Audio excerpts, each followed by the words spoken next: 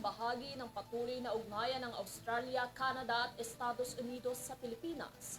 Nakatakda ang mga ito na magsagawa ng maritime cooperative activity sa karagatang sakop ng ating exclusive economic zone.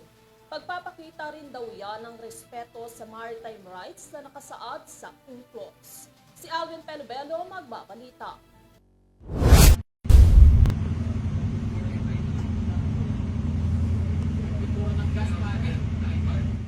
Nagsagawa ng multilateral maritime cooperative activity ang Australia, Canada, Pilipinas at Estados Unidos sa exclusive economic zone ng bansa.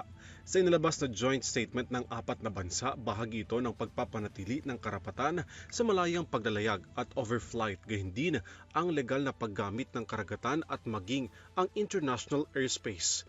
Kabilang narito ang pagpapakita ng respeto sa maritime rights sa ilalim ng international law na nakasaad sa United Nations Convention on the Law of the Sea, UNCLOS. Bahagi rin daw ito ng pagpapakita ng pangako upang mapalakas ang regional at international na kooperasyon bilang pagsuporta sa malaya at bukas na Indo-Pacific region. Ang pagsasanib puwersa ng mga sundalo ng apat na bansa ay nakatakdang makilahok para sa pagtataguyod ng kooperasyon at interoperability sa pagitan ng mga armed forces.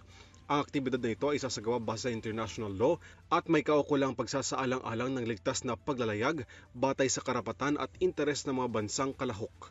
Nagkasundo rin ng apat na bansa na tugunan ang karaniwang maritime challenges at bigyan diin ang napagkasundo at dedikasyon sa pagpapanatili ng international law at mga rules-based order.